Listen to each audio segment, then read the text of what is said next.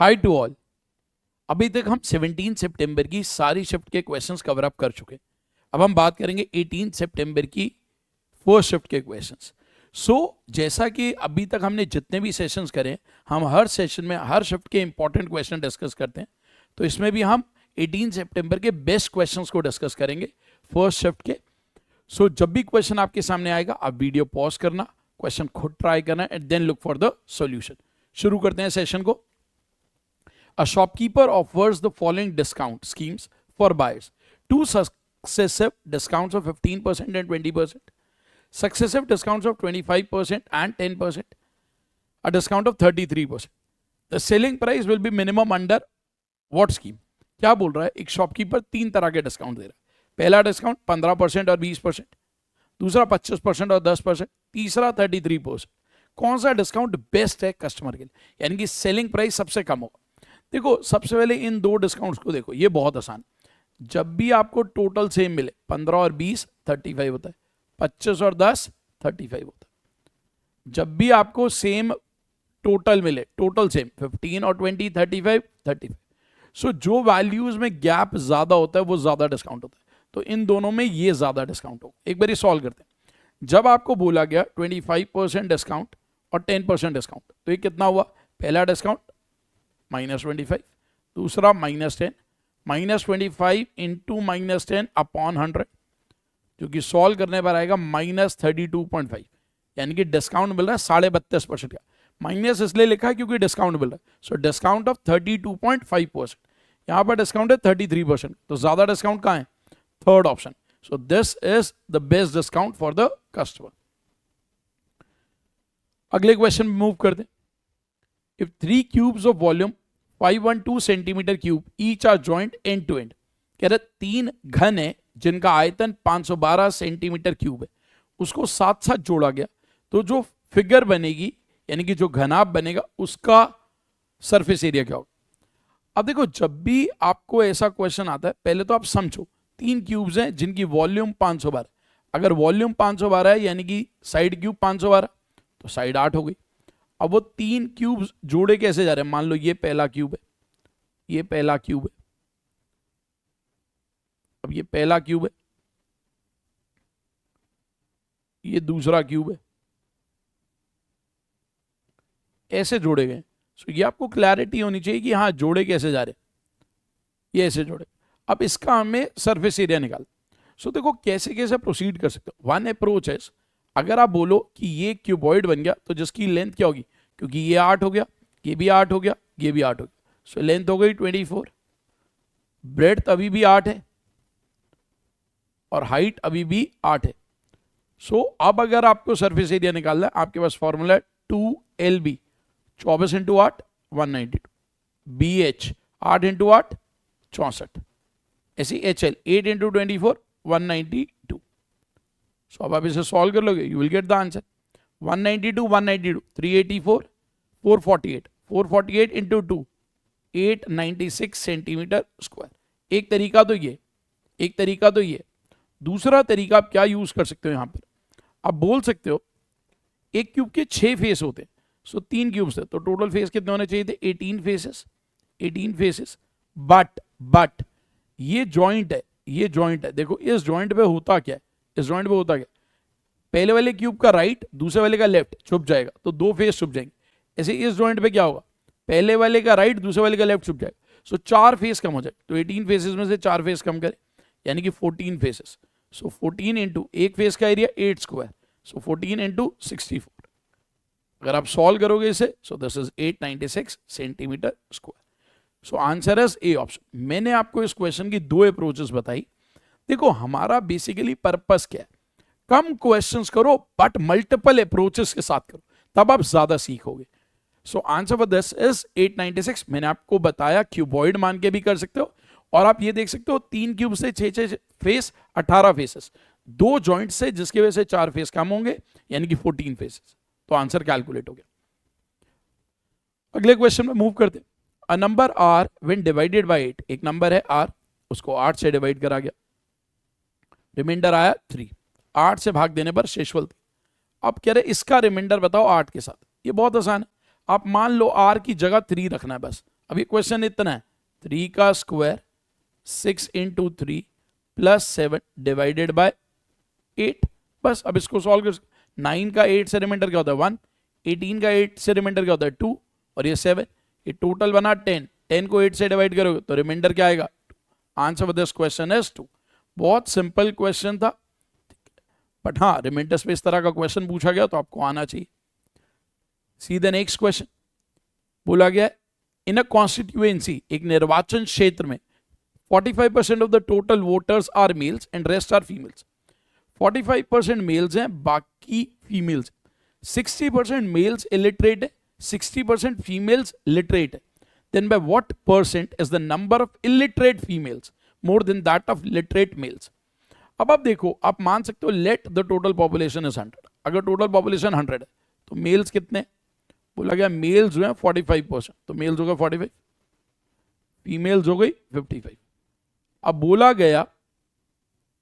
गया कि 60% males illiterate है, तो इलिटरेट कितने 60%, सो 45 का 60% होता है 27, तो लिटरेट कितने हुए, लिटरेट हुए 18। फीमेल्स में 60% लिटरेट, तो लिटरेट कितनी हुई, लिटरेट कितनी हुई 60%, यानी कि 33, तो इलिटरेट कितनी है 22। अब क्वेश्चन क्या था, अब क्वेश्चन में जो पूछा गया कि जो नंबर ऑफ इलिटरेट फीमेल्स है यानी कि 22, वो लिटरेट मेल से कितने परसेंट ज्यादा, 18 से कितना ज्यादा, तो 22 18 से कितना ज्यादा। सो रेशो देखो 11:9, 11 9 से कितना ज्यादा है, 2 ज्यादा विद रिस्पेक्ट टू 9। 1/9 आपको याद होना चाहिए 11.11, so 2/9 is 22.22। Answer for this question is 22.22। अगले क्वेश्चन में मूव करते, x is equal to 7 minus 4√3, what is the value of x square plus 1/x²। ये बहुत ही सिंपल क्वेश्चन है अलजेब्रा का। जैसे आपको दिया गया x is equal to 7 minus 4√3, सबसे पहले आपको 1/x निकालना आना चाहिए, यानी कि 1/10 नंबर करोगे तो वो 7 प्लस 4√3, क्योंकि जब दो ऐसे नंबर्स होते हैं जिनके स्क्वायर का डिफरेंस 1 तो ये आ जाएगा। अब जब आपके पास x भी है 1/x भी है, तो x प्लस 1/x क्या होगा, अगर मैं दोनों को ऐड कर दूं 14, हमें स्क्वायर चाहिए यहाँ, तो squaring both side, x square plus 1/x²। कईयों को शॉर्टकट भी पता होगा कि यहाँ +2 आता है, उधर जाके -2 हो जाएगा, सो 196 -2, answer is 194। Again a very simple question जो पूछा गया। अगले क्वेश्चन में मूव करते। अब इस क्वेश्चन में बोला गया the system of the following equation has the value of the variables as 3 consecutive integers. अब ये बहुत इंपॉर्टेंट है, कह रहा है जो 3 वेरिएबल्स हैं यहां पर x y and z are consecutive integers, consecutive यानी कि लगातार, इंटीजर्स क्रमागत पूर्णांक, बट कौन सा सबसे छोटा है कौन सा सबसे बड़ा ये हमें नहीं पता, तो कह रहे हैं एक ही वैल्यू। अब देखो मैं इस क्वेश्चन को आपको 2 अप्रोचेस से करके दिखाऊंगा, one is the detailed approach, और सेकंड थोड़ा शॉर्टकट यूज करेंगे। सो पहले तो हम समझते हैं डिटेल्ड अप्रोच। अगर हमें डिटेल्ड अप्रोच समझनी है तो हम क्या करेंगे, देखो मान लो ये 3 इक्वेशंस थी। अब डिटेल्ड अप्रोच में मुझे पता लगाना है एक ही वैल्यू की, तो बेसिकली मैं एक्स वाई जेड को सॉल्व करूं, और जब आप एक्स वाई जेड को सॉल्व करते हो तो किसी ना किसी वेरिएबल को एलिमिनेट करना, मान लो मैं इस क्वेश्चन में बात करता हूं इन दो इक्वेशंस की, और यहां से मैं एलिमिनेट करने की कोशिश करता हूं एक्स को एलिमिनेट करता हूं। तो सपोज मैंने आपको बोला कि मैंने सेकंड इक्वेशन में से फर्स्ट को माइनस करा, तो देखो हमारे पास आएगा क्या, इसमें से इसको माइनस करा, सेकंड में से फर्स्ट, सो ये माइनस होगा, सो x माइनस एक्स तो कैंसिल हो जाए, 4y माइनस वो तो आएगा 5y, -2z माइनस z तो होगा -3z इज इक्वल टू, इसमें से इसको माइनस करना है तो ये होगा 12 माइनस, क्योंकि यहाँ 3 है -2 है सो 5 है, सो ये एक इक्वेशन बन गई, अब मान लो मुझे इन दो इक्वेशन से x को एलिमिनेट करना, मान लो मैंने इस वाली इक्वेशन में से इसका डबल माइनस कर, इस वाली इक्वेशन में से इसका double, 2x minus double of x तो वो तो x कट जाएगा, -3 माइनस -2 तो रह जाएगा -y, इसमें से इसका डबल माइनस करा सो दैट इज 2z, इसमें से इसका डबल माइनस करना है तो 6 माइनस ये 2 है और -4, सो -6। सो ये हमारे पास दूसरी इक्वेशन। अब दो इक्वेशन है, दो वेरिएबल्स है, दो इक्वेशन है, दो वेरिएबल्स है, इसको सॉल्व करते, इसको सॉल्व करते। अब ये आप सबको सॉल्व करना था। मान लो मैंने पहली इक्वेशन को यहाँ 2 से मल्टीप्लाई करा, इसको 3 से, और ऐड कर दिया, ऐड कर दिया। जब आपने ऐड करा तो ये 10y माइनस 3, ये आ गया 7y, ये कैंसिल हो जाएगा। सो यहाँ बनेगा 24, ये बना -10 है, -10 है, ये बनेगा 18 -18। सो यहाँ से y की वैल्यू निकालोगे 7 से डिवाइड करके, वो बनेगा 6 माइनस, ये y की वैल्यू आ गई। जब आपके पास y की वैल्यू आ गई, आप इस इक्वेशन में पुट कर दोगे, वहाँ से आपके पास z की भी वैल्यू आ जाएगी। पुट करते हैं, -y हो जाएगा 4a - 6 plus 2z is equal to 6 - 6। तो यहाँ से 2z की वैल्यू ये उधर जाएगा, सो ये बनेगा 12 - 10 है, यानी कि z की वैल्यू आएगी 6 - 5, 6 - 5। ये y की वैल्यू आई, ये z की वैल्यू आई, ये y की वैल्यू, ये z की वैल्यू, ठीक है। ये हमारे पास y आ चुका, ये हमारे पास z आ चुका। अब अगर आपको x निकालना है तो आप किसी भी इक्वेशन में वैल्यू पुट कर दो। मान लो फर्स्ट इक्वेशन में पुट करते, फर्स्ट इक्वेशन में पुट, तो फर्स्ट इक्वेशन में x minus Y plus z is equal to 2 है। सो यहाँ से x की जो वैल्यू आएगी दैट इज 3। सो x की वैल्यू आ गई 3। ये 3 नंबर्स मेरे पास आ गए, x भी आ गया, y भी आ गया और z भी आ गया। अब हमें देखना है किन वैल्यूज पर ये कंसेक्यूटिव बनता है। ऑप्शंस में था 1 2 3 4। सपोज मैंने 1 से स्टार्ट करा, मैंने एक a को 1 रखा, लेट a is 1, मैंने a को 1 रखा, लेट a is 1। जब मैंने a को 1 रखा तो x की वैल्यू 3 आई, y की वैल्यू 2 आ गई और z की वैल्यू 1 आ गई। तो एक कंसेक्यूटिव नंबर बन रहा है, तो A1 इज करेक्ट, ये सही। अब देखो, हो सकता था आपको टाइम ज्यादा लग जाता और ज्यादा लग जाता सॉल्व करने में, क्योंकि अभी तो हमारा पहली वैल्यू भी आ गई, ठीक है, तो टाइम ज्यादा लग सकता था। तो ये लेंदी अप्रोच हो गई बिकॉज आपने डिटेल्ड अप्रोच करा। अब कई बच्चे ना इस तरह के अप्रोचेस को नहीं करते, उनको आदत है यूट्यूब पर आते हैं शॉर्टकट्स देखने, बट उन्हें ये नहीं पता कि लाइफ में अगर कुछ बड़ा अचीव करना है तो कॉन्सेप्ट पर काम करना पड़ेगा। सो हो सकता है एग्जामिनेशन हॉल में आप ऐसे करते, आपको 2.5-3 मिनट लग जाते, कभी कभी ऐसा हो सकता है एक आधे क्वेश्चन में आपको टाइम ज्यादा लग सकता है, ठीक है। सो ये तो ये अप्रोच थी, बट अब हम देखते हैं और ज्यादा बेटर क्या कर सकते थे। इस क्वेश्चन में बोला गया x, y और z 3 consecutive integers, 3 consecutive integer यानी कि क्रमागत पूर्णांक है। अब मान लो मैंने एक नंबर लिया 1, एक नंबर लिया 2, एक नंबर लिया 3, यानी कि तीनों कंसेक्यूटिव नंबर, बट मुझे नहीं पता कौन सा x है, कौन सा y है, कौन सा z, ये मुझे नहीं पता, ये मुझे नहीं पता कि कौन सा 1 है, कौन सा 2 है, कौन सा 3 है। बट एक चीज है जिससे हम ये आसानी से आइडेंटिफाई कर सकते हैं। आप लास्ट वाली इक्वेशन देखो 2x, अब आपको तो 2x तो एक इवन नंबर ही होगा, 2x तो एक इवन नंबर ही होगा, 4z ये भी एक इवन नंबर होगा। अभी 3y का नहीं पता, तो 3y को मैं 3y रख रहा हूँ, इज इक्वल टू 6 - 2 वो भी एक इवन नंबर होगा, क्योंकि ये इवन ये भी इवन। सो अगर मैं बात करूं इवन प्लस इवन इवन, और ये इवन उधर जाएगा तो भी इवन, सो -3y भी इवन होना चाहिए। यहां से ये कंफर्म हो गया कि y की वैल्यू पक्का 2 होगी, y की वैल्यू पक्का 2 होगी। जब आपको पता चल गया कि y 2 है, अब x और z में से कोई 1 है, कोई 3 है, कोई 1 है, कोई 3 है, हमें नहीं पता कौन सा 1 है, कौन सा 3। अब आप देखो इसी इक्वेशन में मैं एक बारी वैल्यूज पुट करता हूं, तो मैं ये बोल सकता हूं 2x - 3y तो 6 हो गया, plus 4z is equal to 6 - 2a। अब ये उधर जाएगा, so 2x plus 4z is equal to 12 - 2a। यहां से हमारे पास आएगा x प्लस 2z, 2 से डिवाइड कर, इज इक्वल टू 6 - a। ये हमारे पास आएगा x plus 2z is 6 - a। अब आपको होता है x अगर 1 है तो z 3 है। दो पॉसिबिलिटीज, या तो x 1 है z 3 है, या फिर x 3 है और z 1। जब x 1 है और z 3 है तो ये बनेगा 7, 6 में से कुछ माइनस करके 7 नहीं हो सकता, ये पॉसिबल नहीं। जब x 3 है और z 1 है तो ये 5 बनेगा, और 6 - a 5 है, तो a को पक्का 1 होना पड़ेगा, a को पक्का 1 होना। तो आप ये लॉजिक यूज कर सकते थे, but again it is not easy to click in the examination hall.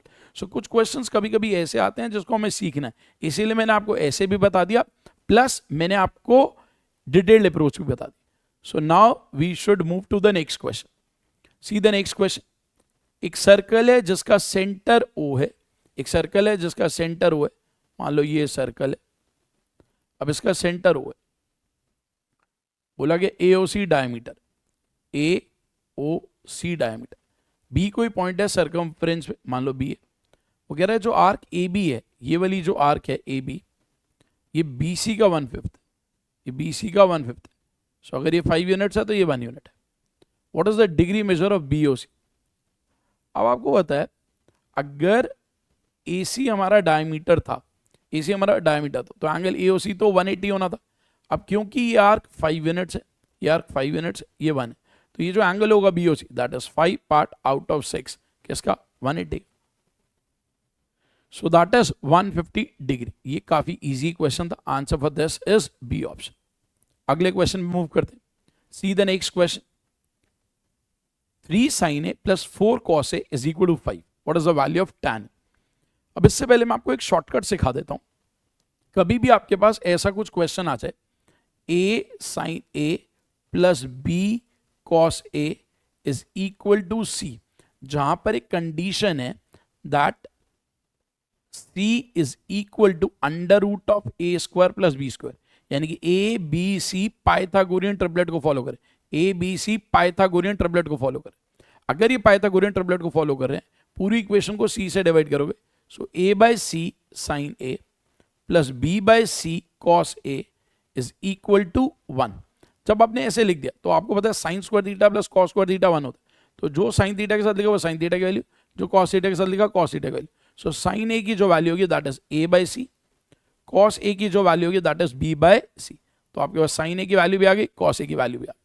अब जो भी पूछा जाए आप इजीली सॉल्व कर लो. अब इस क्वेश्चन को देखो, इस क्वेश्चन में आपको ये दिया गया, जब पूरी इक्वेशन को आपने 5 से डिवाइड करा, so 3/5 sine A plus 4/5 cos A is equal to 5, is equal to 5. So जो साइन A के साथ लिखा साइन A की वैल्यू, जो कॉस A के साथ लिखा कॉस A की वैल्यू, tan A चाहिए, tan A होता है sine A by cos. So 3/5 divided by 4/5, जो कि क्या होगा 3/4. So answer for this question is A option. Answer for this question is A option. See the next question. A motorboat traveling at some speed can cover 24 km upstream and 40 km downstream in 17 hours. कह रहे एक boat है जो धारा की विपरीत दिशा में 24 kilometre और धारा की दिशा में 40 किलोमीटर 17 घंटे में चलती. ये 24 किलोमीटर और ये 40 किलोमीटर, कितने घंटे में? 17 घंटे. अब बोला गया सेम बोट 32 किलोमीटर धारा की दिशा में और 12 किलोमीटर धारा की विपरीत दिशा में 10 घंटे में चले. धारा की चाल ज्ञात करें. देखो इस तरह के क्वेश्चन में मैं आपको पहले भी बता चुका हूं, किसी एक पार्ट को सेम बना लो, किसी एक पार्ट को सेम बना लो. यहाँ 24 या 12, तो इसको 2 से मल्टीप्लाई करो. अब माइनस करो, सेकंड में से फर्स्ट माइनस, 24 कट जाएगा, यहाँ 64 आएगा, यहाँ 40 आएगा, तो 24 किलोमीटर किसका? डाउनस्ट्रीम का. यहाँ 20 घंटे 17 घंटे 3 घंटे, 3 घंटे में डाउनस्ट्रीम का 24 किलोमीटर, यानी कि डाउनस्ट्रीम की स्पीड 8 किलोमीटर पर आवर. जब डाउनस्ट्रीम की स्पीड 8 किलोमीटर पर आवर है, आपको पता है 40 में 5 घंटे लगे होंगे, टोटल यहाँ 17 लगे, तो यहाँ 12 लगे होंगे, यानी कि अपस्ट्रीम की स्पीड 12 घंटे में 24 किलोमीटर 2 किलोमीटर पर आवर. अब आपको स्ट्रीम की स्पीड चाहिए. स्ट्रीम की स्पीड के साथ ही इन दोनों का डिफरेंस डिवाइडेड बाई 2, इन दोनों का डिफरेंस डिवाइडेड बाई 2, तो 6/2 that is 3 kilometre per hour. So जो अपस्ट्रीम की स्पीड और डाउनस्ट्रीम की स्पीड है, इन दोनों का जो डिफरेंस है divided by 2, answer is 3 kilometre per our. ऐसे कई क्वेश्चंस पूछे गए हैं प्रीवियस ईयर में जहां पर वो ये दे देता है इंफॉर्मेशन और पूछा गया, क्योंकि ये एनसीईआरटी बुक के क्वेश्चंस है and very simple question, very common question. I hope आपको सेशन में मजा आ रहा होगा, काफी कुछ सीख रहे हो आप सेशन में. सो प्लीज सेशन को शेयर जरूर कर दो और चैनल को अभी तक सब्सक्राइब नहीं करा तो चैनल को सब्सक्राइब कर दो. Thank you to all.